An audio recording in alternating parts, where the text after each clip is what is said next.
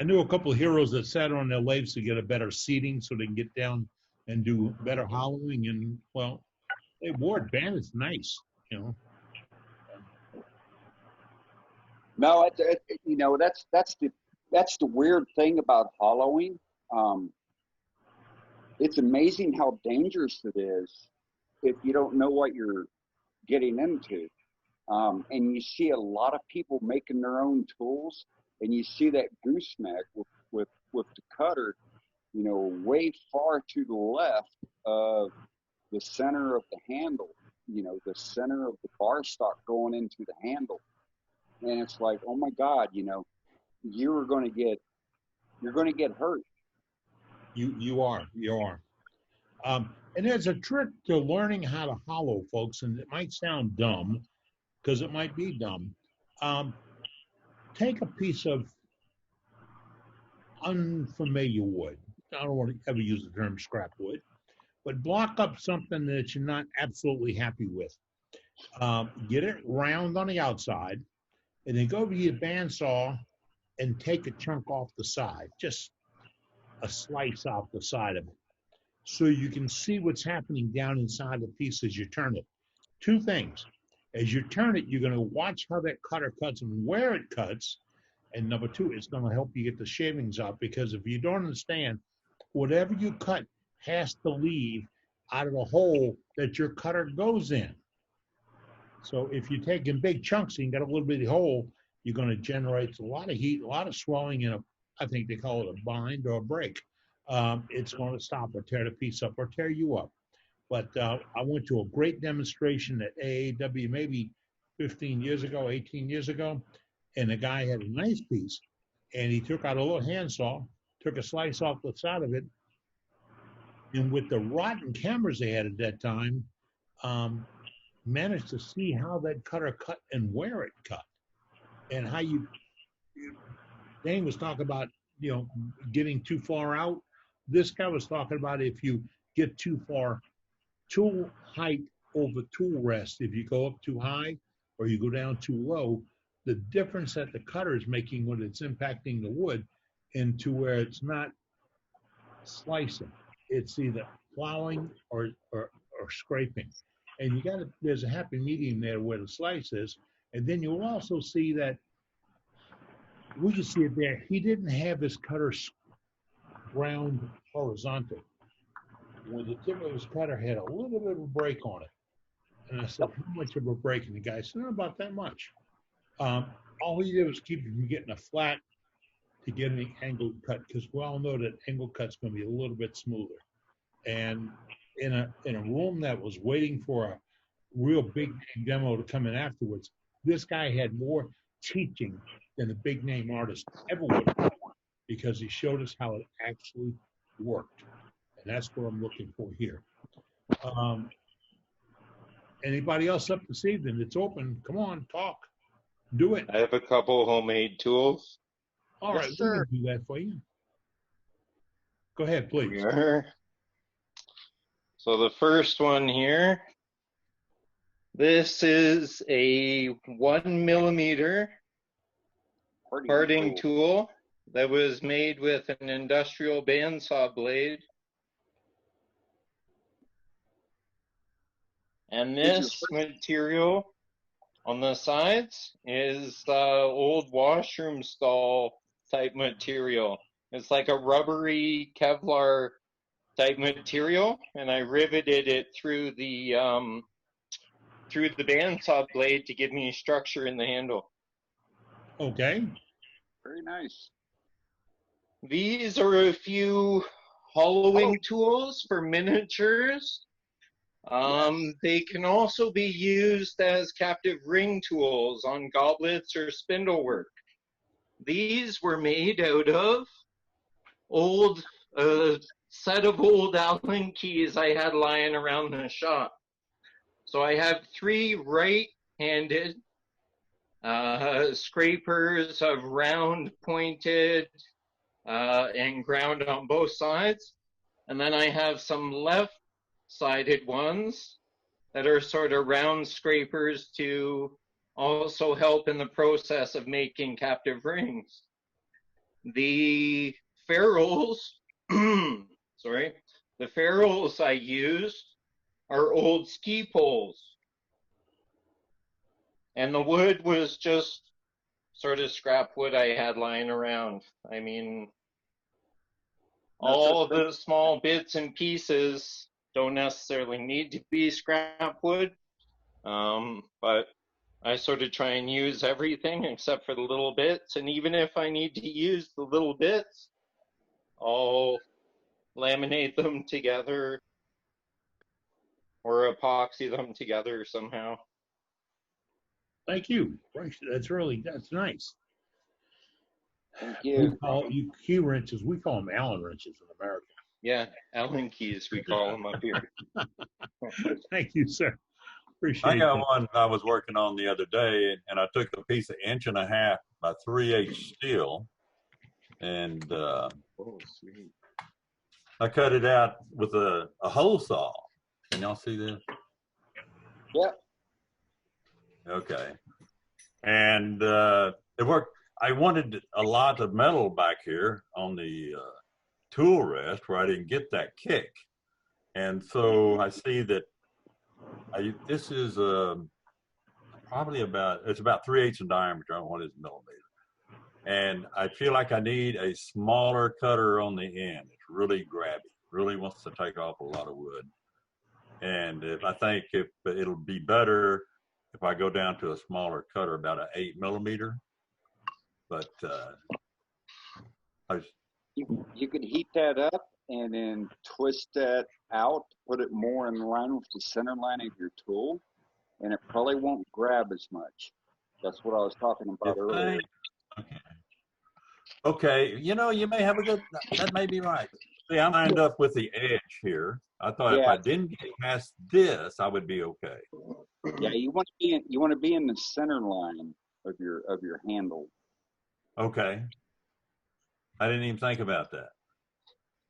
But try that, and then if not, then try going down to a smaller size. But I think if you bent that out a little bit to get back in line with your center line of the handle, I think you would be spot on. And then from there, just getting used to how it feels inside when you're hollowing out.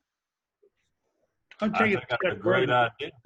Sir? Dane, instead of heating it up and straightening it out, if you just draw it out on a piece of graph paper in front of you and you move that circle back in, you can shorten that tip a little bit and recreate that seat. I could shorten it and go to a smaller one and re-drill the hole. Yeah. Yeah.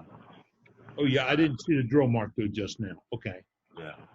And I want to make a shorter one. I don't know. It's just, I'm an old welder, pipe fitter, and so, this is right up my alley. And so to making tools. And so, yeah, it was really grabby on that little, on this here, but it's Texas 70. It sure was grabbing on that. And I haven't tried it on anything else. All right. Thank you. Boy, I would tell It's you. a great idea, though, moving it back.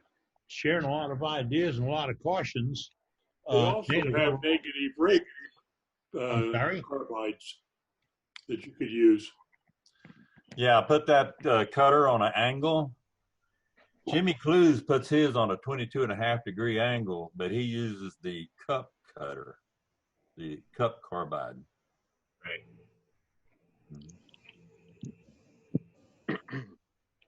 I'm going to get points for leaving that alone, okay?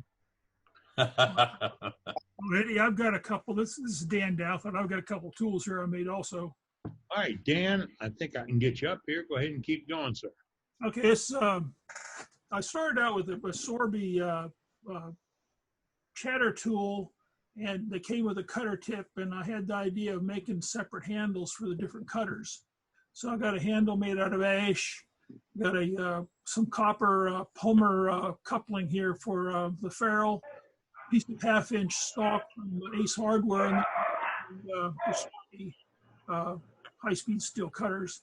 And then I've got it, the end of the shaft is tapered, so I can use the flat surface here. If I want to just use like a negative rake scraper, I can turn the flat surface around being at an angle there gives me a negative rate scraper attitude. And that's a high-speed steel cutter, correct? Yes, they're high-speed steel cutters from Sorby. So here's another one. Just got this, just a smaller, the same, I guess, teardrop shaped cutter, but just a smaller diameter. So I can rotate those cutters around to give me all different shapes of, like I use them mainly on the inside of boxes to clean up the inside of a box. That's nice. I get a lot of requests about people wanting to buy carbide in that shape. I got this cutter and it looks like this. It's carbide. You can't have a carbide cutter that shape and hang it that much over the barrel because it will, well, we should buy them every day because they're going to crack every single day. Well, you're not going to be able to put a burr on a carbide cutter either. Let's not get that rumor started.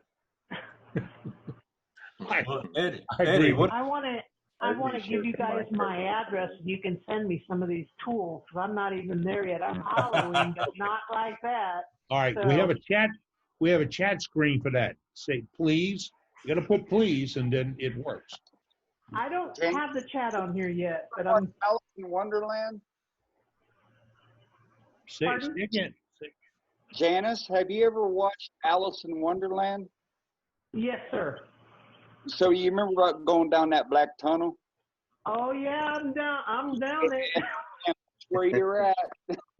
Man, but I love it. It is so much fun, and it's like Addicting.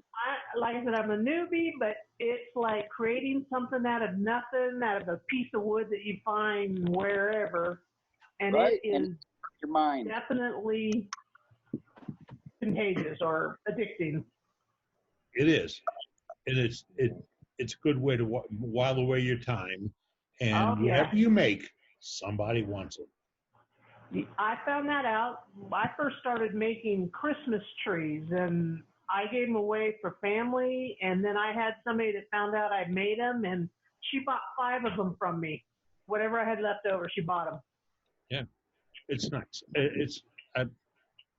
People say, "How can I make money in this business?" I don't know if they figured it out to be rich. Yeah. Mostly, I quit selling my work years ago because I'd rather give it to somebody who would really want it rather than somebody who can afford to pay for it.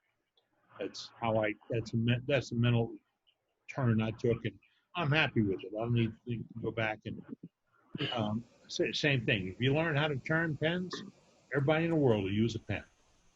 So Yeah. anybody else up tonight? 5 after the hour. I got a question for you, Eddie. Go ahead, sir, please. The carbide tools and the cup carbide. What is your opinion of those in their use? Cup carbide's a cutter. All of the carbides work basically as a scraper. Okay. Yeah, no, the pros and cons. The cups will tend to dull a little quicker because of the way they're used, but they're less reactive to brazons, so they won't crack as quick. The other was used properly with the angle will give you as good a cut. But get this, and we keep saying it, and people miss it. You can't go plowing into the wood with no matter what tool you're using. I got Mark Slade sitting back there. I think he's taking a nap now, but where we started talking about this was 3 months ago when we started talking about slicing wood. Change the approach of your tool, and you'll change the outcome of your effort. I don't know if it's any simpler way to say it. Mark Soleil, you still there? I'm still here. I told you took a nap, Ron. Give them your rundown on how to turn wood in that mule and that plow. Oh, okay. I use a spindle gouge that has a convex back, has a parabolic curve on the front and a convex back. It is not on the grinder where it has a concave.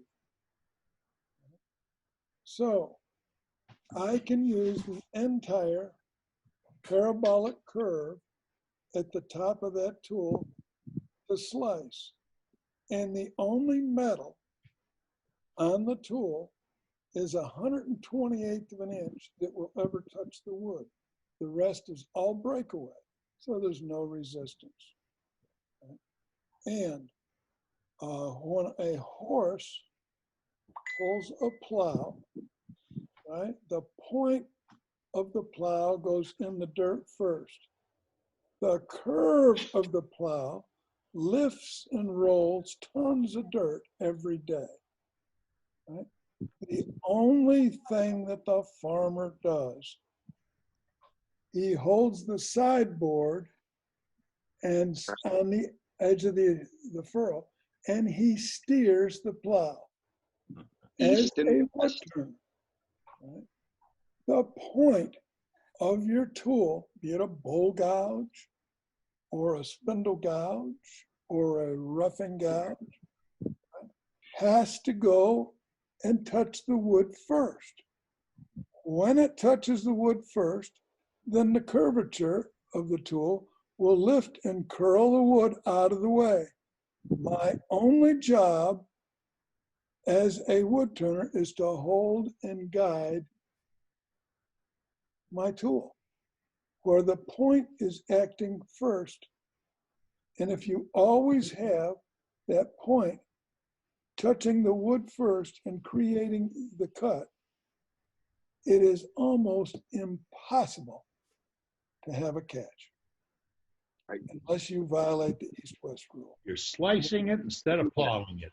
There we go. The man, east and west. Hey, Mark, What? you touched on that east-west. Tell them what the east-west means. You know, here's what I'll do. Right, okay. If they will go, if everybody will just go to YouTube and look at Mark Soleil Slices Wood. There's a 4-part series. Yep. And Dan Douthart, who was just on here a minute ago, right? He actually videoed me. So go look at that on YouTube and you'll see all about wood slicing. I cover the 5 shapes, right? Beads, coves, flats, discs, and points. I cover the end grain bowls, side grain bowls, and the different tools. And that's better than you can actually see it. And I told Ronnie and Eddie that I would do, they want me to do some 5-10-minute shorts on technique. Well, I've been doing this, I don't even know how many years. I think the first time I saw Captain Eddie was down at a senior citizen center in Jefferson Parish. All right, I went down there, but I've been around a long time teaching wood slicing. And if you will attend to what's on that YouTube video, it will change your career, because when you're doing it, it'll eliminate tear out. Right? And as long as that wood never comes into your tool, as long as the blade, right, the wood is sliding past the blade, not coming into the blade, it is a slice.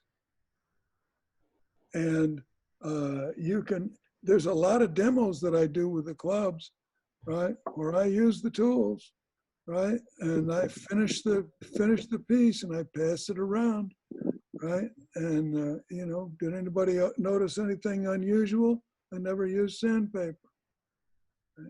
Right. And another thing, right, it's extremely important.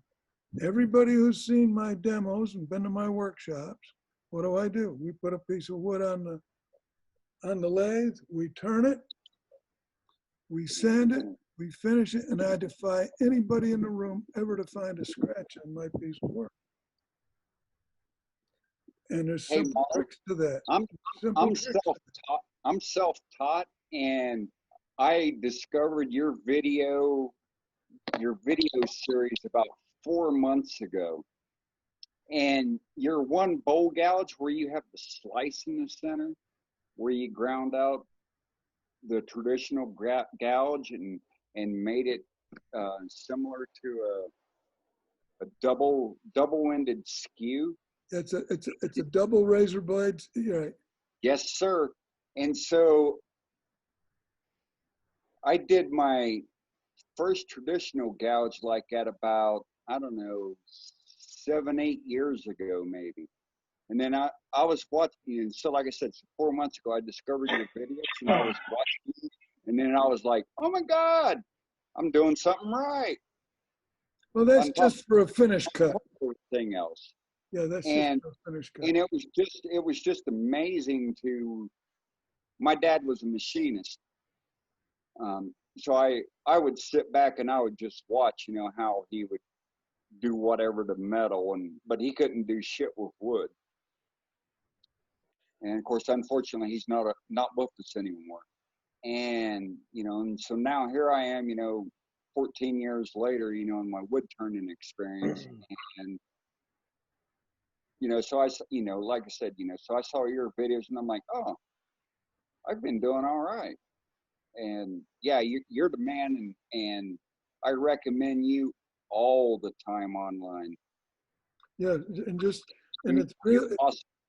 Yeah, it's very simple. If everybody, it's eye-awakening. Oh, okay, if everybody in this video that's watching will go and watch that YouTube, that 4-part session, right, on wood slicing, right, and it will sort of change their life, and yes, just try it. And if anybody ever needs to contact me, they're welcome to contact me. Just go to my website. My number's on there. And I can also do FaceTime. Right? I do a lot with this COVID-19. I've got a lot of my students and the club members are calling me up. They have a problem. I've got a little rack for my iPhone over the lathe. We just solve it live right there, FaceTime. Well, Mark, I wonder if you remember at Atlanta at 2016 Symposium, AAW, and I showed you this piece here. I can't see you. It's an offset vase that you did. Oh. You did your video, and I went ahead and done it with this segmented piece, and I put it in the gallery at the Atlanta Symposium. Okay. And I run into you over at Elizabeth Ross' booth. Uh-huh. And I said, Mark Soleil, you got to be kidding. Have you seen one of these before? And you said nobody had ever made one and brought it and showed it to you. But I'm really proud of this. But I discovered you in 2016, and it's improved my slicing and cutting a lot. But I wonder if you remember that story. But you know what's interesting is all that little exercise was. Now I make great big ones, you know, but all that exercise was to show people how they can safely turn offset using a regular Talon chuck. It was so simple the way you do it, you know. Right. I demonstrated in a club one day and they wasn't going to let me do it because they thought it was unsafe, but they went ahead and let me do it. Well, thank you very much. Yes, sir. All right. Thank you, Mark. Appreciate you joining us tonight. Folks, we're going to call a wrap up in just a minute or so. We've been here a couple hours. Unless you got something you want to throw up on the table right now. Donald? Good. Did you want to add something, Donald? No, I didn't ask anything. Okay. It's almost time for you to nod off and wake up, one of the two. He's in Australia. Yeah, what time is it there right now? It's 12:17. It's 7:17 for me.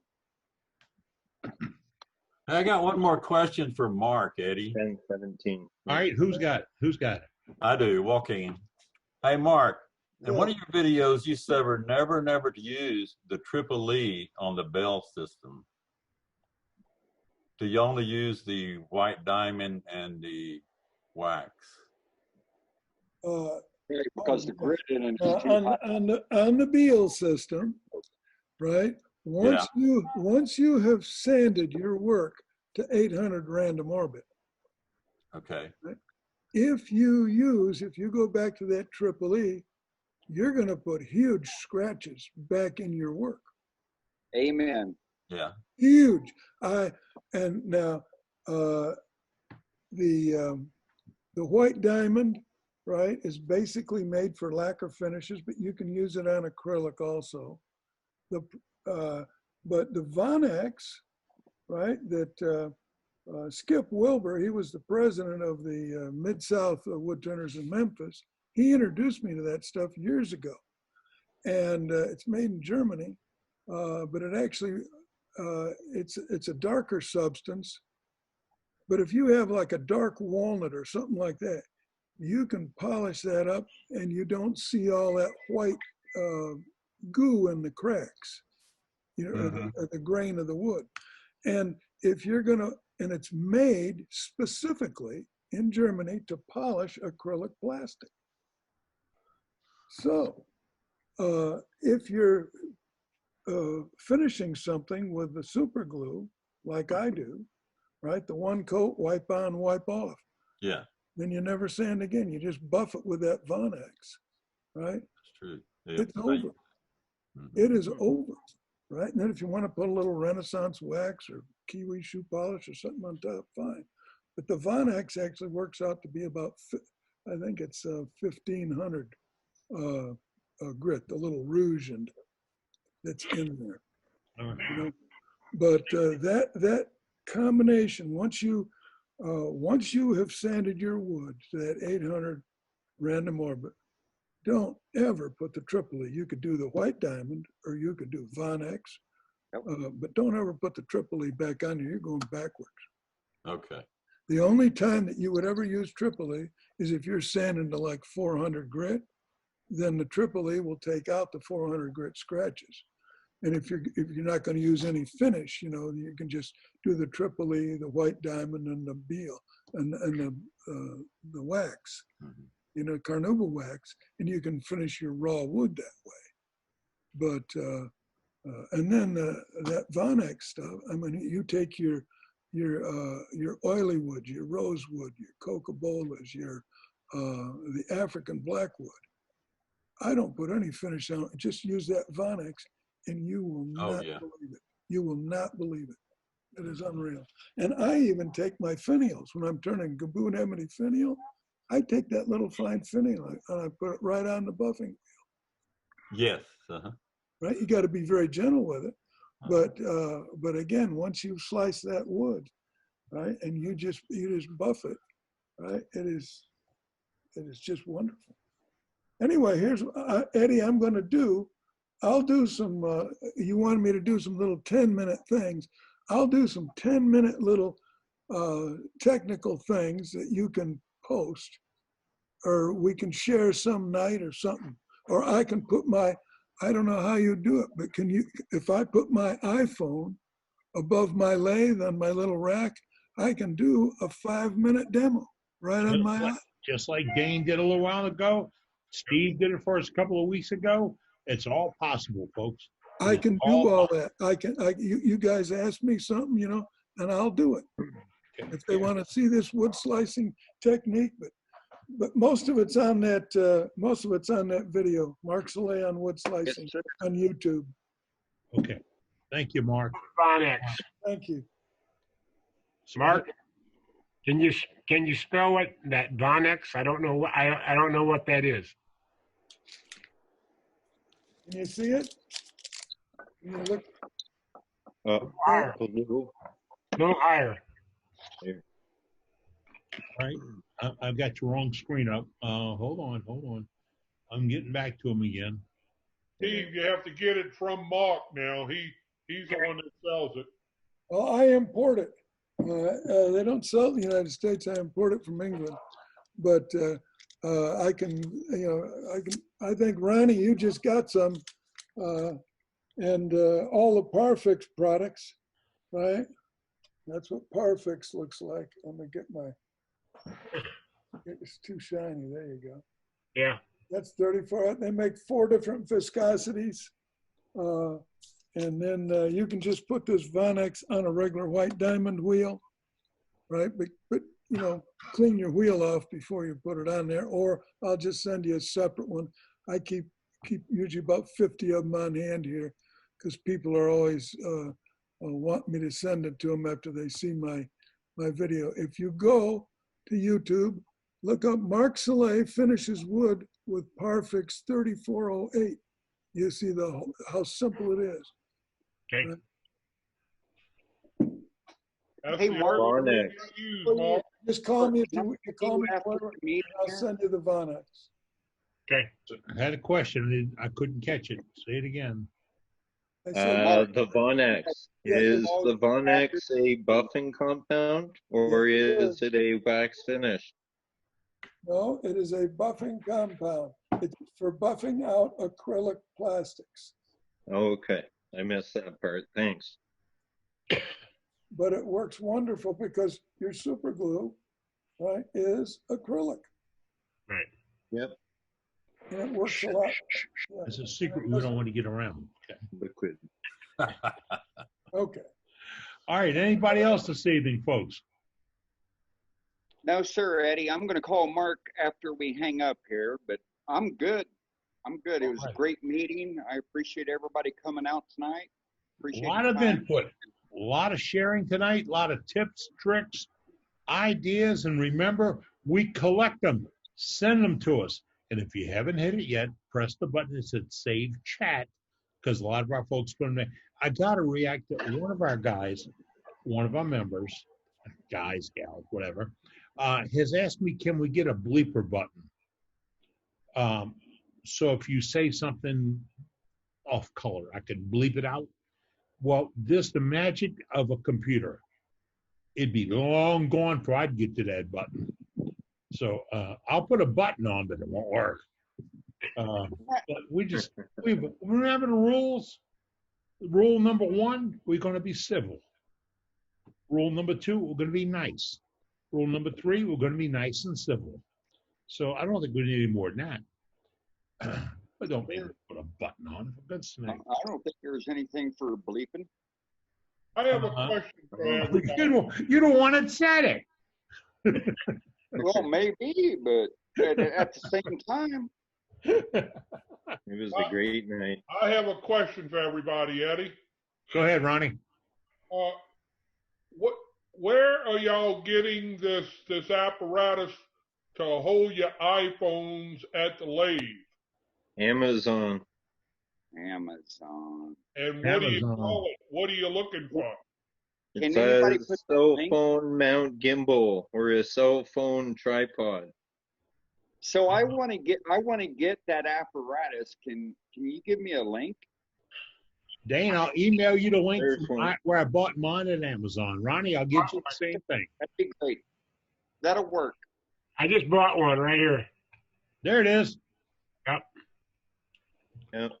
Where'd you Some of get them it? are wind up, some of them So I can are Here. expandable. Hold on. pistons. That's a pretty elaborate one.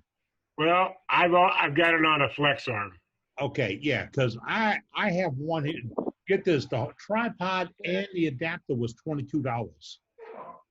Yeah, Yeah, well, I got one like that too. Where did you get that one? this one was like, this piece is about $15, and it came with a remote that I can Bluetooth to my cell phone, so I can Right. start and stop the video or take a picture with the Yep. remote. Can you Show send me us that? the whole too? thing, and where did you get it? I got it on Amazon. Here. If it ain't in a dollar store, it's on Amazon. This will Yeah, dollar stores and also Amazon. got this so it'll fit on a tripod, so I can lean it way over top of a table on a still being on the tripod, so I can work on things much closer. Right. And if you go to Amazon, folks, look for iPhone tripod, and it's a Here's one I got. Who's got that? Say again. Your phone fits right in it. Yep. Now, the adapter for me to put my iPad on it costs the same thing as to put the phone on it. Mine holds my iPad's right here. I'm using it for a monitor so I can see what the screen really sees because we're having problems. I couldn't see what you could see. So I have that iPad over here, and it's in the same little tripod, same little rack. And iPad's also got a camera in it, so I can set the iPad up in the shop and do a picture, set up on a deck and do a picture, go outside, same way. And the beauty of where we live at and how we work in at, this can be the world. Can you send me that link, Eddie? I'll send it to you. Okay, thank you. I like to put it on share video, but I can't get there right now. Where'd you get the Flex arm for that holder? I got that from Amazon as well.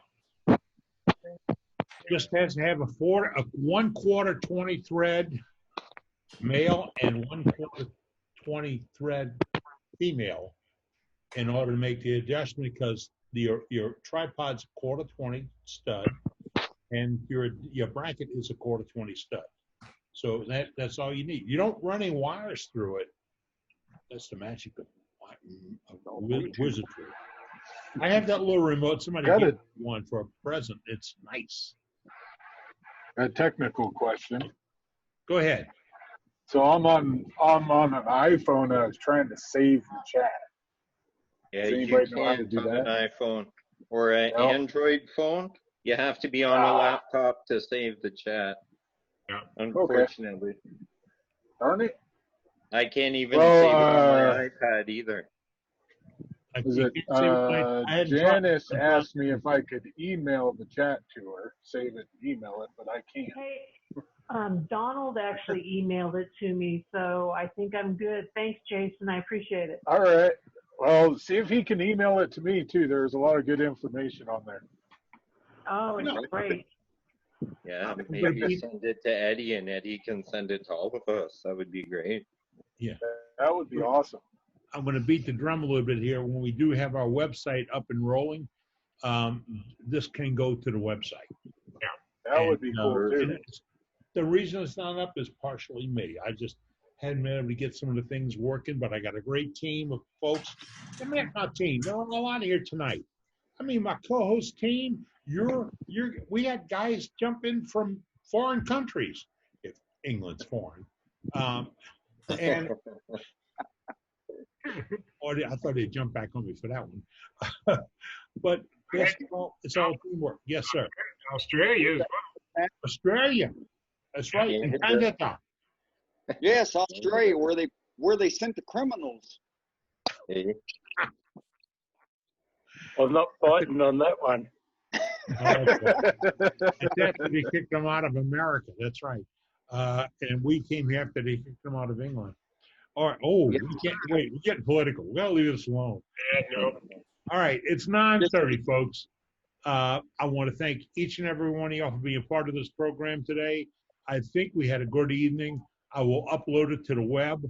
I'll send that information out about the tripod, and I might be able to throw that information on the video at about this point that says Amazon such, because I can insert that sometime while I'm doing the editing. But I'll get it out there. And remember, if you've got a tip, trick, hint, problem, not with your ex-wife or anything like that, all you have to do is email me the details at worldwidewoodturners@gmail.com, nowhere else. worldwidewoodturners@gmail.com. And we'll work on it for you. Until next time we chat, all I ask is be safe. That's all. Be safe. Thank you, Eddie. Right. Thank you. Good folks. night, y'all. Good night. Hey, thanks. Great for job. making me feel Fantastic. welcome. Loved Take it. care. Eddie. Good night, everyone. Good Good night, Ronnie. Good night. Eddie, we had 74 people at our hike today. Interesting. Wow. All right. Good start. Wow.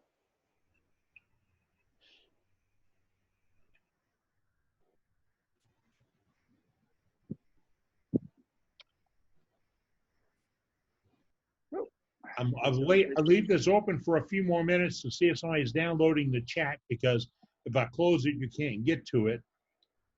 And when a number gets down to just a handful, I'll stop it. But when I say stop the program, Okay. you don't get access. So that's, I'm not dragging it out, but that's why we're here. No, that sounds fine. I'm going to stay on in So- case you got any questions. So where was the first sergeant tonight? Don't He was know. busy. Probably out saving the world. Yeah. He was busy. I'll probably touch base with him later tonight and or tomorrow, but yeah, he probably had something to do with the job. I love his new job. Understand. He says, I know how it goes. he says he Yeah, wants us there's to a meet. lot going on with the military here in Arizona the last few months. Yeah, I've done a couple months down at Fort Huachuca, Arizona, actually. Oh, yeah? Yep. Just training, but that was it. Well, at least you got to leave, right? Yeah. Well, I don't know what was worse, that or NTC. So Yeah, I know, right? either one, it was hot. Right? Well, it's a hell of a lot hotter now than it was then, let me tell you. Today was 115. I think we hit the low 90s up here today. So We might hit that, about 2 a.m. tonight. right? Yeah, it's just been miserably hot, and it's going to be like that for the rest of the week. We're expecting 118 to 120 by Saturday. Whew. Yeah, that's horrible. Stay in the AC.